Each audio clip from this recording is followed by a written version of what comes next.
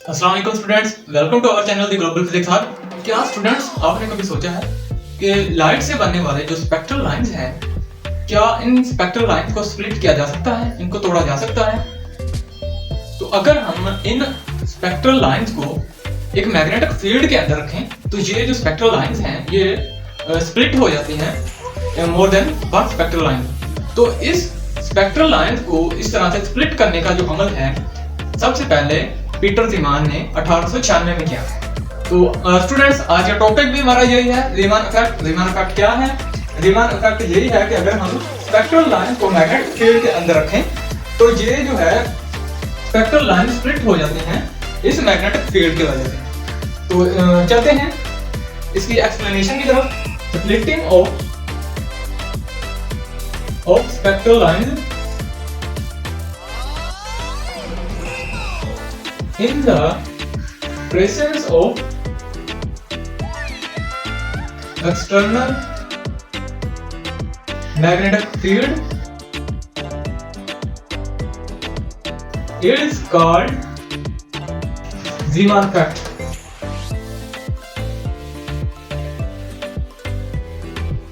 This effect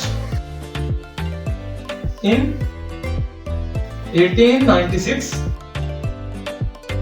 This effect was firstly discovered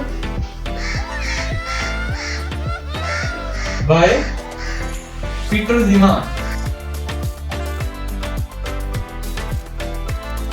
student हमारे पास zinc का singlet है, इसको जब हम मैग्नेटिक फील्ड 0 देते हैं, मतलब इसमें कोई मैग्नेटिक फील्ड नहीं है, स्पेक्ट्रल लाइन है वो यहाँ पे दिखाई गई है रेड कलर में। जब इसी को हम मैग्नेटिक फील्ड, एक स्ट्रॉन्ग मैग्नेटिक फील्ड देते हैं तो यही लाइन जो है स्प्लिट हो जाती है इन तीन स्पेक्ट्रल लाइन में। तो ये रेड कलर से दिखाई गई है। स्टूडेंट्स इसी को एक्सप्लेन करने के लिए हम एक लूप को लेते हैं यहाँ पर, जिसको मैग्नेटिक फील्ड के अंदर रखा गया है। यहाँ पर नॉर्थ पोल है और ये साउथ पोल है, और करंट यहाँ से आ रहा है और यहाँ से गुजरते हुए इस रास्ते को फॉलो करते हुए यहाँ से चला जाता है। तो ये एक लूप बन जाती है। तो फॉर एग्जांपल ये जो करंट लूप है ये बिल्कुल इसी तरह से है जैसे ये लूप बनी हुई है। ये वाली लूप बिल्कुल इस तरह से हमने इमेजिन करनी है, और फिर इसी लूप को हमने एक एटम के साथ कंपेयर करना है। तो इनमें क्या चीजें मुशाबत रखती हैं। करंट आई जो है ये इस तरफ को फ्लो कर रहा है, और इसी तरह से ये जो इलेक्ट्रॉन है जिस पर नेगेटिव चार्ज है ये इस तरफ को मूव कर रहा है, मतलब एंटी क्लॉकवाइज। तो इससे जो पैदा होने वाला मैग्नेटिक मूवमेंट है वो इस तरफ होगा म्यू। अब यहां पर एक बात आप ध्यान में रखें कि जब भी करंट फ्लो करता है तो करंट और इलेक्ट्रॉन्स की जो डायरेक्शन है दोनों मुखालिफ सिमत में होती है। यानी अगर करंट जो है वो क्लॉकवाइज डायरेक्शन में मूव करे तो इलेक्ट्रॉन जो है वो एंटी क्लॉकवाइज डायरेक्शन में मूव करते हैं। या आप इस तरह से कह सकते हैं कि करंट जो है ये पॉजिटिव से नेगेटिव की तरफ मूव करता है, और जो इलेक्ट्रॉन्स हैं वो नेगेटिव से पॉजिटिव की तरफ मूव करते हैं। अब इन्हीं दो सिचुएशन को हमने इधर इकट्ठा बनाकर लिख दिया है कि करंट जो है वो इस तरफ को मूव कर रहा है और इलेक्ट्रॉन जो है इसके मुखालिफ सिमत में एंटी क्लॉकवाइज मूव कर रहे हैं। तो इससे जो पैदा होने वाला एंगुलर मोमेंटम और मैग्नेटिक मोमेंट है ये दोनों अपोजिट डायरेक्शन में है। चलिए इसको मैं अरेंज कर देता हूं। स्टूडेंट्स यहां पर हमने इस लूप को कंसीडर किया। Consider a loop placed in a magnetic field। क्योंकि हमने इस लूप को मैग्नेटिक फील्ड के अंदर रखा हुआ है, अगर हम इस लूप को करंट देते हैं तो यहाँ पर इस लूप के अंदर भी एक फील्ड पैदा हो जाएगा। तो ये लूप और ये मैग्नेटिक फील्ड दोनों आपस में इंटरेक्ट करेंगे। A is in area of the loop and current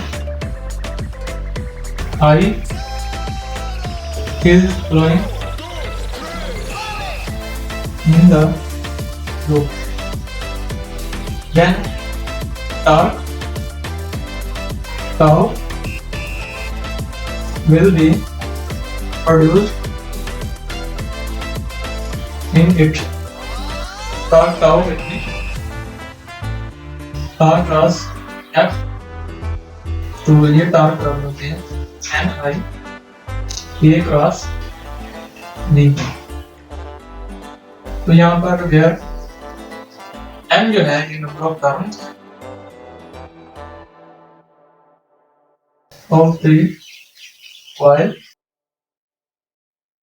and B जो है यहाँ पे मैग्नेटिक फील्ड। ये हमारी क्वेश्चन 1 है। स्टूडेंट्स इसका स्क्रीनशॉट है, इसके बाद हम आगे प्रोसीड करेंगे। स्टूडेंट्स इसी क्वेश्चन को हम लेके चलेंगे क्योंकि ये A क्रॉस B है तो यहाँ पर sin थीटा आ जाएगा। और अगर यहाँ पर नंबर ऑफ टर्न्स 1 हो, क्योंकि हमारे पास ये जो कॉइल है इसमें एक टर्न था, अगर n 1 हो, if n is equal to 1 that is the number of turns सिर्फ एक ही है, तो then question 1 will become as tau is equal to IA B sin theta. Students, we know that equation 1 2 है, we know that जो mu है यहाँ पर वो I मल्टीप्लाई बाय A के बराबर है। ये है मैग्नेटिक मोमेंट। तो इसकी जगह पर ये पुट करते हैं तो tau is equal to mu B sin theta. ये हमारी क्वेश्चन नंबर 3। स्टूडेंट्स हमारी पहली बात हो चुकी है, हमने इस लूप को एक एटम के साथ कंपेयर किया था। उस एटम के साथ कंपेयर करने की वजह से, क्योंकि यहाँ पर पॉजिटिव चार्ज है और साइड पे इसके इर्द-गिर्द इलेक्ट्रॉन मूव कर रहा है और एंगुलर मोमेंटम और मैग्नेटिक मोमेंट जो है दोनों अपोजिट डायरेक्शन में हैं, जिसकी वजह से यहाँ पर एक टिनी मैग्नेट बन जाता है। तो यहाँ पर जो एक एटम है एक टिनी मैग्नेट की तरह अमल करता है। अगर हम ऐसा करें कि एक फील्ड के अंदर हमारे पास फील्ड B है, मैग्नेटिक फील्ड B है, उसके अंदर इस हम टिनी मैग्नेट को रखते हैं, तो ये इसका नॉर्थ पोल है और ये इसका साउथ पोल है। तो ये इस तरफ को मूव करने की कोशिश करेगा और ये इस तरफ को, ये इसकी वजह से टॉर्क प्रोड्यूस होगा और इसके दरमियान एंगल होगा वो थीटा होगा। स्टूडेंट्स इस टॉर्क को अगर हम इसको थोड़ा सा पीछे करके यूं छोड़े तो दोबारा ये अपनी इस तरफ इस पोजीशन में आने की कोशिश करेगा, यानी इसके अंदर एक एनर्जी स्टोर हो जाएगी जिसको हम मैग्नेटिक पोटेंशियल एनर्जी कहते हैं। मैग्नेटिक पोटेंशियल एनर्जी को अगर हम आसान अल्फाज में कहें कि अगर हमारे पास दो मैग्नेट्स हों, उसका ये नॉर्थ पोल है और ये साउथ पोल, और दूसरा मैग्नेट जिसका ये नॉर्थ पोल है और ये साउथ पोल, जब हम इन दोनों मैग्नेट्स को इस तरह से नॉर्थ पोल को नॉर्थ पोल की तरफ करते हैं तो ये दोनों एक दूसरे को रिपेल करते हैं, यानी इसको छोड़ेंगे तो ये एकदम से पीछे हटेंगे इस तरह से, क्योंकि ये दोनों एक दूसरे को रिपेल करते हैं। या अगर हम नॉर्थ पोल और साउथ पोल और दूसरा इधर हम कर लेते हैं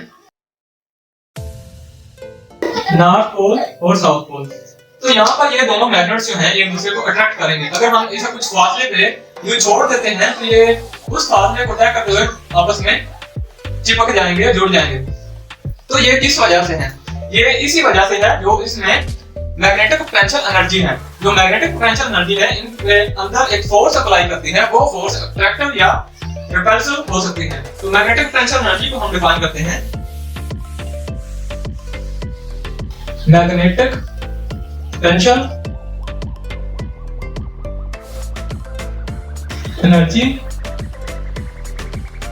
जिसको हम म्यू एम से रिप्रेजेंट करते हैं। The energy of a magnetic system in which two are more magnets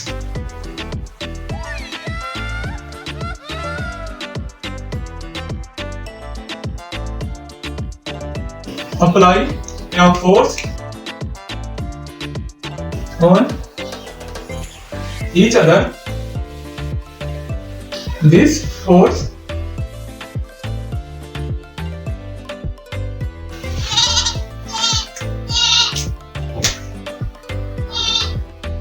may be attractive or repulsive. This energy is called magnetic potential energy UN.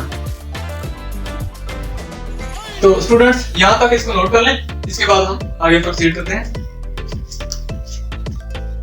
Potential energy के बारे में पढ़ा है, अब उस पोटेंशियल एनर्जी को फाइंड करने जा रहे हैं। पोटेंशियल एनर्जी को हम लिख सकते हैं इस तरह से, UM equal to integral of pi by 2 to theta tau d theta. तो इस टाउ की वैल्यू को हम इधर पुट कर देंगे, इक्वेशन 4 है, पुट इक्वेशन 3 इन इक्वेशन 4। तो UN बराबर है integral of pi by 2 to theta mu B theta mu B sine of theta. इसको हम अरेंज कर देते हैं यहां से, क्योंकि ये दोनों कांस्टेंट है तो ये बाहर आ जाएंगे। UN is equal to mu B integral of pi by 2 to theta sine theta. तो यहाँ पर साइन थीटा का इंटीग्रल जो है वो माइनस कॉस थीटा होता है, तो ये आ जाएगा minus mu B cos theta, और इसकी जो लिमिट है पाई बाय 2 टू थीटा। तो यहाँ पर हम अपर लिमिट पुट करेंगे, फिर लोअर लिमिट पुट करेंगे। क्योंकि cos 90 डिग्री पे 0 होता है तो इसको लिखने की जरूरत नहीं है, तो सिर्फ हम अपर लिमिट ही यहाँ पर लिख देंगे, cos थीटा आ जाएगा। तो ये minus mu B cos of theta, ये इसके बराबर आ जाएगा। ये हमारे पास वाटर सप्लाई के बेल के बारे में। तो स्टूडेंट्स यहाँ पर जब थीटा की वैल्यू 0 होगी तो फिर क्या होगा, theta is equal to 0 degree, फिर UN is equal to minus mu B, क्योंकि cos 0 डिग्री जो है ये 1 के बराबर होता है, तो यहाँ पर माइनस न्यू भी बच जाएगा। जब थीटा 0 डिग्री होगा तो पोटेंशियल एनर्जी UN जो है ये माइनस न्यू बी के इक्वल आ जाएगा। और जब theta is equal to 90 degree, तो 90 डिग्री का cos जो है ये 0 होता है, दैट इज cos 90 डिग्री जो है ये 0 के बराबर होता है, तो UN बराबर है 0। तो यहाँ से पता चलता है कि जब एंगल थीटा जो है ये 0 डिग्री होगा तो हमारे पास UN की वैल्यू माइनस न्यू भी आ जाएगी, और जब थीटा जो है 90 डिग्री होगा तो UN की वैल्यू यानी कि हमारे पास पोटेंशियल एनर्जी की वैल्यू 0 आ जाएगी। तो ये एंगल जो है ये मैग्नेटिक मोमेंट और मैग्नेटिक फील्ड के दरमियान था। स्टूडेंट्स क्वेश्चन 5 को हम निकल करते हैं फ्रॉम क्वेश्चन 5। तो यहाँ पर म्यू जो है ये करंट मल्टीप्लाई बाय एरिया है, इसको हम क्वेश्चन 1 कह देते हैं, I कह देते हैं, क्योंकि यहाँ पर करंट सिंस करंट I बराबर होता है charge Q over time T। यहाँ पर चार्ज जो है ये इलेक्ट्रॉन है हमारे पास नेगेटिव E, और टाइम जो है ये टाइम पीरियड है कैपिटल T। तो हमें पता है कि जो फ्रीक्वेंसी है वो टाइम पीरियड का रेसिप्रोकल है, तो यहाँ पर हम लिख सकते हैं माइनस E माइनस ये यहाँ पर फ्रीक्वेंसी, एंड जो एरिया A है, क्योंकि इस लूप की वजह से एक सर्कल बन रहा था और उस सर्कल का जो एरिया है वो पाई r स्क्वायर है। इन दोनों इक्वेशंस को हम तो इक्वेशन 1 जो हमारे पास बन जाएगी, then equation 1 will become as mu is equal to minus E F pi R square. ये हमारे पास क्वेश्चन नंबर 2। अब यहाँ पर आर स्क्वायर की वैल्यू को फाइंड करने के लिए find R square we use, तो हम यहाँ पर एंगुलर मोमेंटम जो है उसको इस्तेमाल करेंगे L is equal to M V R के। तो यहाँ पर हमें ये पता है कि जे एम मास है, v वेलोसिटी और r रेडियस है। तो वेलोसिटी, क्योंकि वेलोसिटी v जो है ये बराबर होता है डिस्टेंस ओवर टाइम के। तो यहाँ पर जो डिस्टेंस होगा वो जो एक दायरे का मुहीत है उसके बराबर है। तो दायरे का जो मुहीत है ये बराबर होता है 2 पाई r के। और टाइम यहाँ पर टाइम पीरियड है t, इसको हम लिख सकते हैं 2 पाई r f से, क्योंकि टाइम जो है ये फ्रीक्वेंसी का रेसिप्रोकल है। तो L आ जाएगा, देन L जो है वो बन जाएगा L is equal to m 2 pi r square f। तो यहाँ पर r स्क्वायर हमें चाहिए, ये बाकी जो है सारी तरह के डिवाइड हो जाएंगे। स्टूडेंट यहाँ तक इसे नोट करें, फिर हम आगे प्रोसीड करते हैं। स्टूडेंट अब हम इस r की वैल्यू निकालेंगे और r की वैल्यू को यहाँ पर पुट करेंगे, सॉरी इसमें क्वेश्चन 2 में।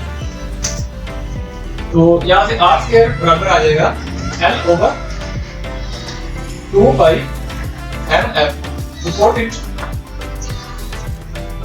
In equation 2। क्वेश्चन 2 में हमने इसे पुट करना है, तो म्यू आ जाएगा यहाँ पर minus E F pi L over 2 पाई एम एफ। तो यहाँ से इस एफ से ये कट जाएगा और ये पाई से पाई कट जाएगा और बाकी जो हमारे पास बचेगा mu is equal to minus E L over 2 M. तो स्टूडेंट्स यहाँ पर माइनस ई ओवर 2 एम जो है ये गायरो मैग्नेटिक रेशियो है। तो गायरो मैग्नेटिक रेशियो क्या है? Where minus e over 2m is the gyromagnetic ratio। तो gyromagnetic ratio क्या है? It is the ratio between magnetic moment mu and angular momentum L। Gyromagnetic ratio जो है ये मैग्नेटिक मोमेंट म्यू और angular momentum L के दरमियान ratio है। तो ये जो है अगर हम इस L को ये जब मल्टीप्लाई हो रहा है तो इधर आके डिवाइड हो जाएगा, तो ये यहाँ पे गायरोमैग्नेटिक रेशियो बन जाएगी। स्टूडेंट अब हम इसको मजीद आगे प्रोसीड करते हैं और इसको रेल कर देते हैं।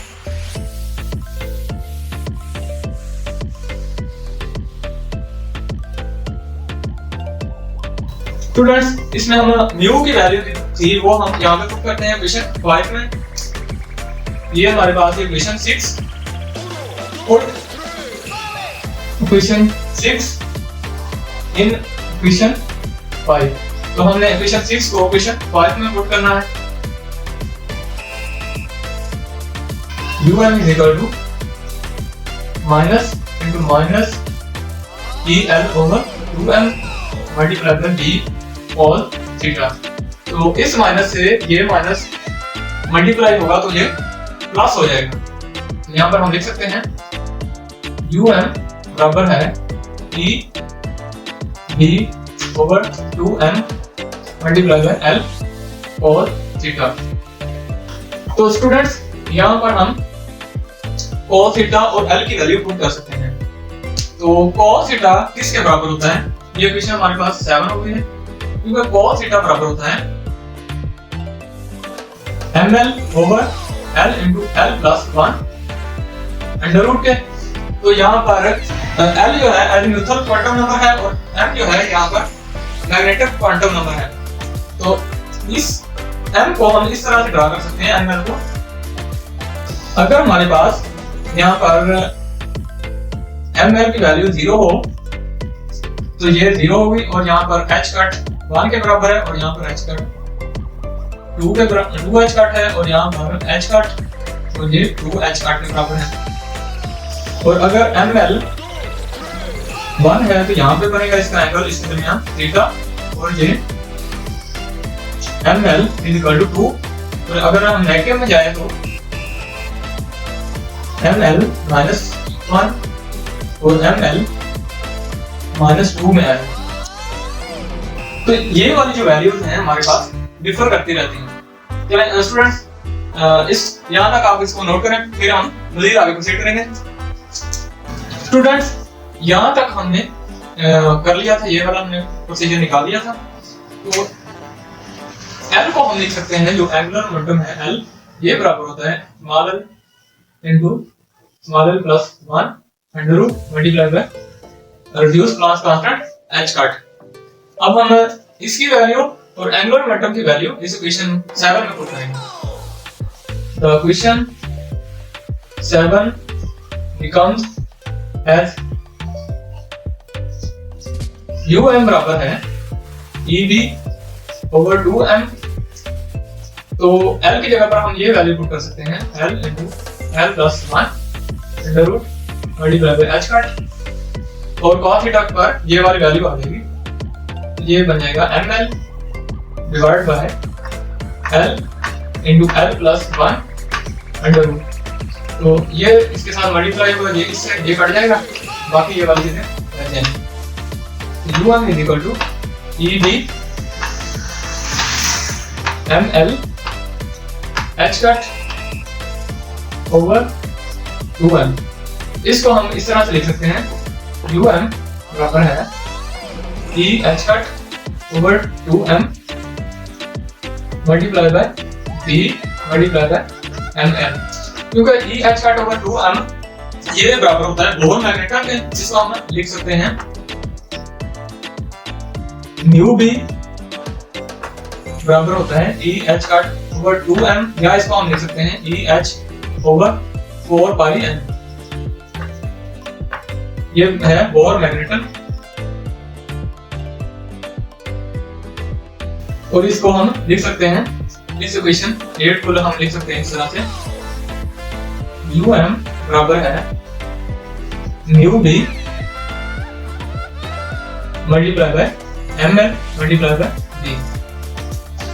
स्टूडेंट्स इसको हम अरेंज कर लेते हैं और अभी जगह बना लेते हैं इसको लिखने के लिए।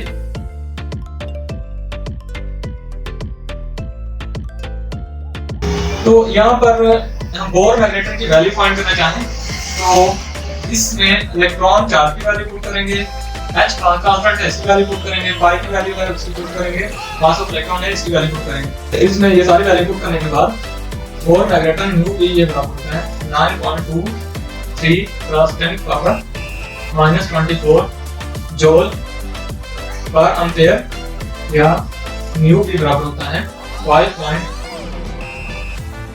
× 10⁻⁵ इलेक्ट्रॉन वोल्ट पर एम्पीयर। अच्छा स्टूडेंट्स हमारे पास जो मेन वैल्यू ये थी, इधर हम लिख देते हैं um = mu b ml multiply by b। Students यहाँ पर हमने गलती की है, ये एम्पीयर नहीं आएगा बल्कि टेस्ला आएगा, t टेस्ला। म्यू b जो है 9.23 × 10⁻⁻24 जूल पर टेस्ला, या म्यू b बराबर है 5.45 × 10⁻⁵ इलेक्ट्रॉन वोल्ट पर टेस्ला। तो ये इक्वेशन शो करती है, this equation shows that energy of the atom may be less or more than the energy of the atom in absence of the magnetic field B।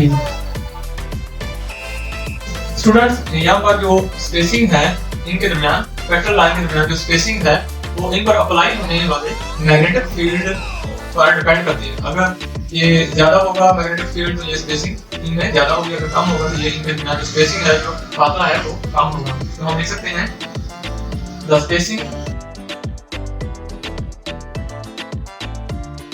Between the spectral line depend upon the applied magnetic field.